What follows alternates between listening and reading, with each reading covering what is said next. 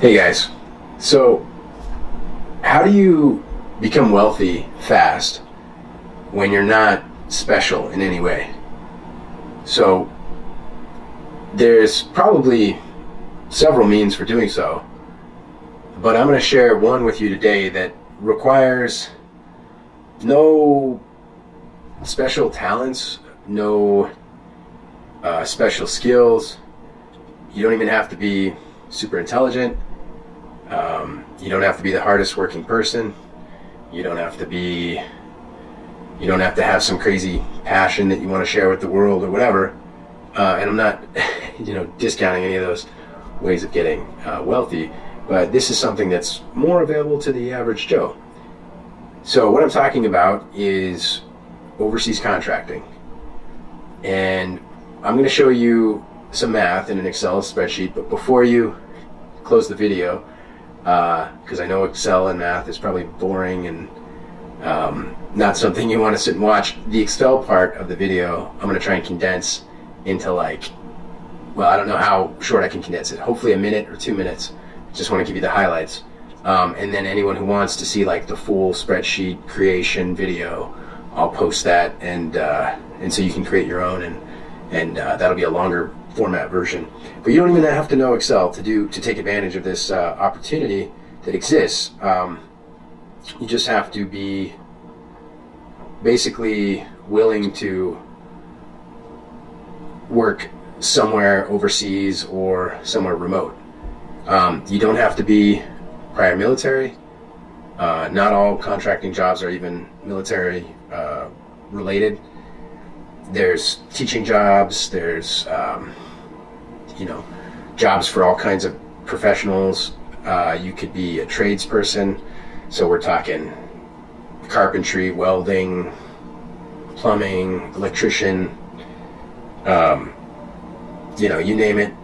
You could be in the medical field, you could be a nurse,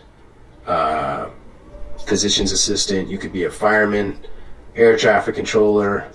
Even if you don't have a skilled job or a skilled profession, there are jobs available, entry-level jobs, facilities type jobs, housekeeping type jobs, maybe cooking. So in contracting, there's all these things. So now I'm going to talk to the spreadsheet, and then I'll do some editing to shorten it down for you so you don't get bored. But this is hopefully very useful information, so stick around. If I wasted your time, you can give me the thumbs down, but give me the opportunity to show you this first before you judge. Okay, so all right, so this is a spreadsheet I've created, and it basically will show you your net worth and your retirement income based on 3 inputs that you can put: your after-tax earnings, your spending, and your ROI, which is your return on investment. So how much percentage are you making every year on your investment? So let's start with some numbers. So if I input 30,000 here, okay, now I've got this spreadsheet set up so that it's a simple model. It doesn't include inflation or things like that. So we're just assuming in this simple case you're going to make $30,000 a year is your after-tax earnings, and there's no inflation. Now let's say your spending every year is $28,000, okay, and let's say it stays consistent. I know that's not realistic with inflation, but we can advance the model for inflation later. This is just to get the basic concept across. Now this column D is simply column B minus column C. So your after-tax earnings minus your spending is your savings for the year. So 30,000 minus 28 is 2,000, and that's your annual savings contribution. Now the first year we're going to say 0% ROI because we're assuming that you're saving up all year and then you're going to invest the 2,000 at the end of the year. So there's 0% return on that. yes, you could be saving up throughout the year and investing monthly and compounding your interest throughout the year, but for the simplicity of the model, we're just going to say every year you save up all year and then you invest your $2,000 or whatever your annual contribution is at the end of the year. So your net worth at the end of the year, EOY, is $2,000. The next year, you're also going to make $30,000. You're going to spend $28,000 and you're going to save $2,000. So if you didn't invest it, so you basically didn't get any return, so you got 0% return, you would then have $4,000 that year. So you see how column F just keeps summing it up. Now, if I say something like 7% is the return on investment, okay, now what that's doing is it's taking whatever you had the year before, so the $2,000 from the year before, and it's taking that plus that times 7%. So 7% of 2,000 is 140, and then you're adding the 2,000 from the year, so your additional contribution. So it's 2,140 plus 2,000 is 4,140, and the rest of the column just follows in that same pattern. So 7% times the previous year plus the contribution of that year gives you your total net worth. This column over here, column G, is your monthly retirement income if you assumed a 4% draw. So if you took 4% of 2,000, which would be, what is that, $80, and you divided it by 12, you would get $6.67. So that would be your monthly income if you decided to withdraw at a 4% rate. Now, of course, once you start withdrawing, this no longer matters. Or, I mean, you're not going to keep. That's assuming when you retire, right? So we're gonna look at this a little bit later. This column a little bit later. You don't have to worry about it for now. But once we decide how much we're going to retire on, that's when you can look at that column and see at what year you can retire. Okay. So now this isn't very exciting. So you're saving $2,000 a year. Your net worth, if you worked for 52 years. So if you started when you were 18 and you worked for 52 years, you'd be 70 years old. And your net worth down here would be $935,000. So yes, that's a big number, but after 52 years of work, that's not super exciting. And then if you withdrew at a 4% rate annually from $935,000, you're looking at $3,100 plus monthly. So that's not terribly exciting, but here's where it gets exciting. We're going to look at some contracting options. Now, I'm most familiar, so I've worked as a contractor for the last 10 years. I've worked in Germany, Saudi Arabia, and a remote location in Alaska, which is where I'm working currently. I'm going to use the Saudi Arabia example because it's a good one, but there are better paying options out there, and there are other options that aren't as let's say intimidating as Saudi Arabia might be to some people. I can talk about that too, but let me just use Saudi as an example. So if your after-tax salary, as we said, was $30,000, okay, then your pre-tax salary, now I just used the formula. I said it's going to be 120% of your pre-tax. I mean, yeah, 120% of your after-tax would be your pre-tax, which is basically saying you have a 20% tax. But that's not even accurate because tax brackets vary depending on how much you make, and that changes year by year. I'm just using it as a simple model saying, okay, you got 20% tax, but, or I guess in the reverse, it'd be a little bit less than 20%. But the point is that it's a simple model. And if you want to go put in like real taxes, you're gonna have to pay attention to what the tax brackets are and do some more math, but we're keeping it simple for now. Okay. So in Saudi, we got, this is maybe not accurate. I'm going somewhat from memory, and it's, of course, it depends on your whatever contract you get, and all contracts are different, but I'm just giving you an example. So this isn't, when I say we got, this is just a theoretical example, let's say. So 30% hazard pay, so that's 30% on top of your base salary. Maybe 15% hardship pay, so that's 15 extra percent. So you're looking at 45% over and above. Then they have things like cost of living adjustments, usually kind of small, but it's something that gets added into your salary too. In our case, we got what was called a shared housing allowance. So if you're willing to have roommates, they gave you an extra $500 a month, so that came out to $6,000. So that this equation is basically that, what I just explained. So with these two values added up, and then this percent added to your 36, you end up with 59. So let's go back to our after-tax earnings. Now, something important to know about is there's something called foreign earned income exclusion. So if you work as an expat earning money outside of the United States, you basically can exclude the first, as of this year, I think it's 107,600 or something. Don't quote me on that, do your own due diligence, but look it up, foreign earned income exclusion. So basically, you're not paying taxes on if you make less than 107, and then if you make more than 107, you're going to pay taxes only on what you make above that. At a high rate, but you're still not getting taxed at that first amount. So it's huge tax savings.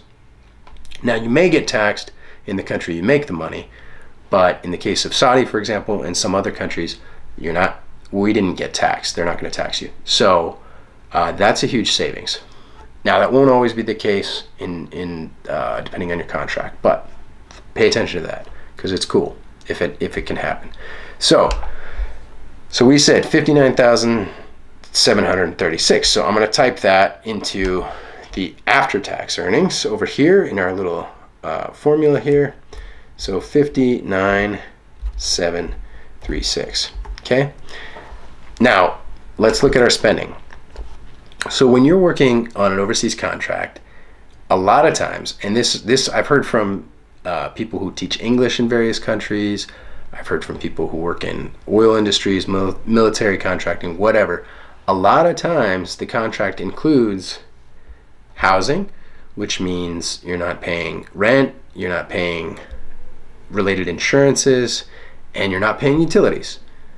It usually includes transportation, so you're usually provided a vehicle or some sort of allowance for a vehicle, and that usually includes insurance and gas, so you're not paying any of those either. So those are big expenses. Sometimes, depending on where you are, it might even include food. Now, in our case, we had to pay for our own food, but a year's worth of food expenses, if you're not eating out too much, for me, was easily under $8,000 a year, and you could probably even go lower if you're more frugal, or you could go higher if you like to eat out a lot. But now you're looking at someone who, with a base salary of $30,000, which ought to be doable,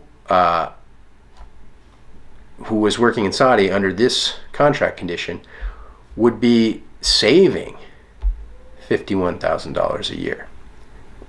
Okay.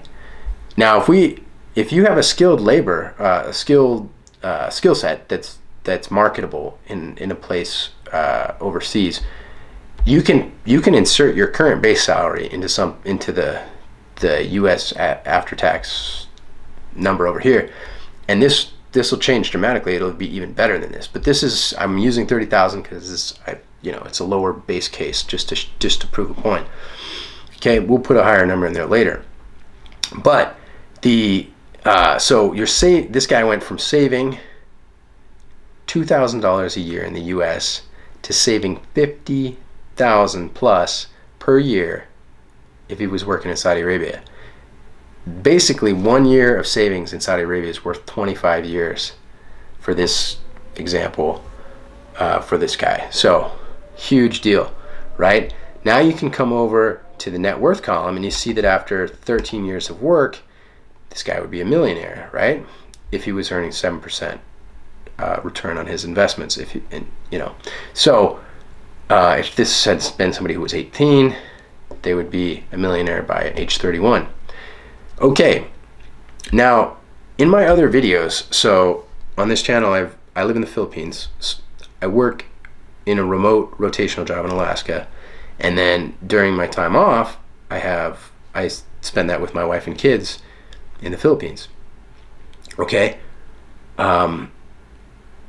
I basically have no expenses where I work, and so all my expenses are my family in the Philippines. And I've done several cost of living videos, and basically, in summary, we spend about $1,700 a month cost of living. So, and that's for a family of 4. We have a decent apartment. We have a vehicle that's bought and paid, and then we don't necessarily buy a lot of material things, but we do have a lot of adventures and have fun. We have a great life. We're not wanting for anything, and so that's, you can check out those videos if you want to see what a $1,700 a month will get you in the Philippines. It gets you quite a bit, and there's plenty of other vloggers who talk about cost of living in the Philippines that even do it for like $500 a month, right?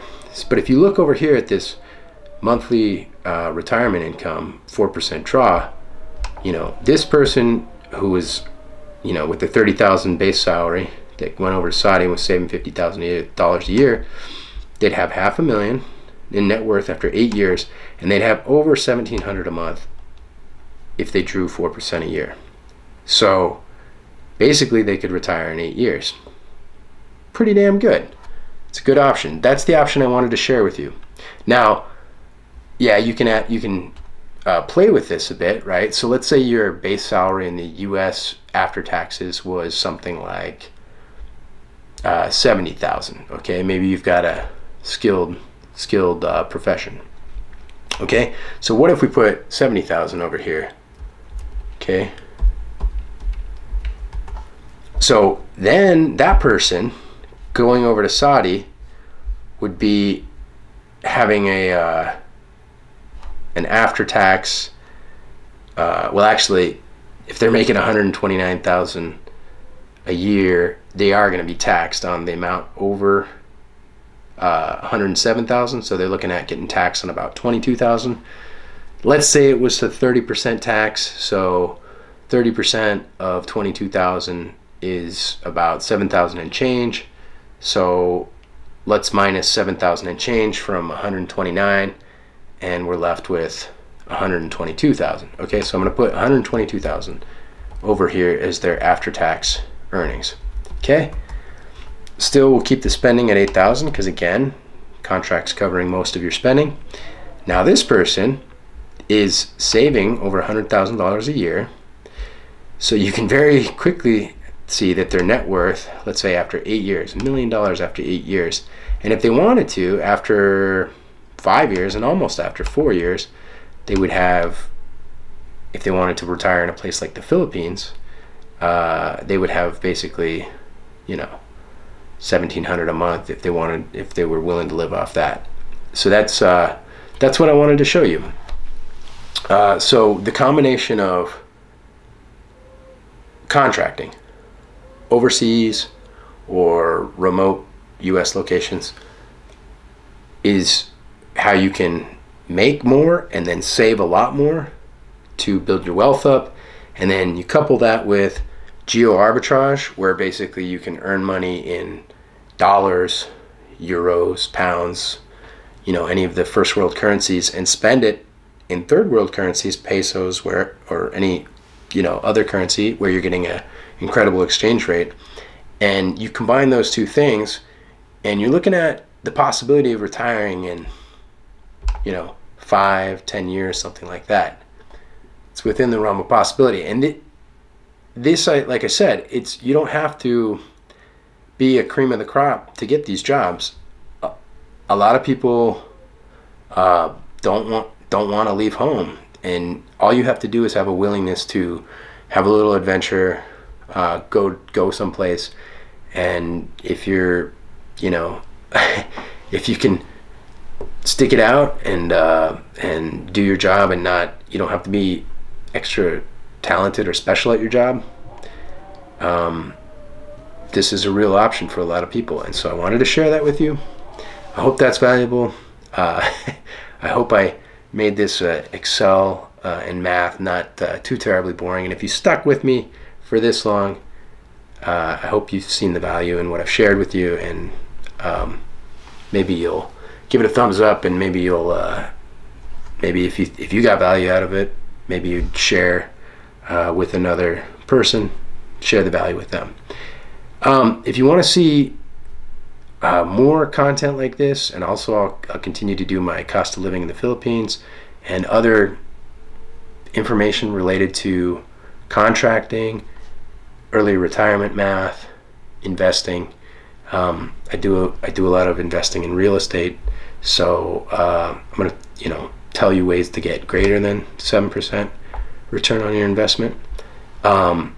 If you like that content, you want to see more of it, there's a red subscribe button down there, and if you want to be notified when I post more videos, turn on the little bell icon, and that way it'll actually pop up in your feed if I post a new video.